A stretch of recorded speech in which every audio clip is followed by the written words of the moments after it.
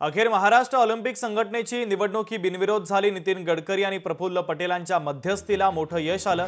निवडणूक बिनविरोध होण्यासाठी दिल्लीतून सूत्र हललेली आहे। तर 2 वर्षांसाठी अजित पवार अध्यक्ष राहतील, तर पुढचे 2 वर्ष केंद्रीय मंत्री मुरलीधर मोहोळ अध्यक्ष असतील।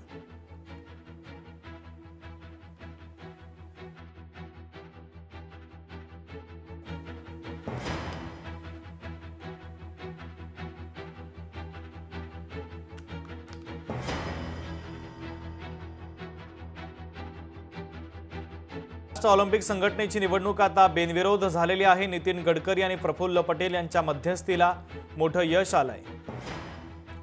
तर निवडणूक बिनविरोध होण्याची शक्यता आहे, तर दिल्लीतून देखील आता सूत्र हलवली जात आहेत। महाराष्ट्र ऑलिम्पिक संघटनेची निवडणूक बिनविरोध होण्याची शक्यता आहे। महत्त्वाची आणि मोठी बातमी आपण पाहतोय। नितीन गडकरी आणि प्रफुल्ल पटेल यांच्या मध्यस्थीला आता यश येतं का, हे पाहणं देखील तितकंच महत्त्वाचं असेल। लोकशाही मराठी ऐका, पहा, जागरूक रहा।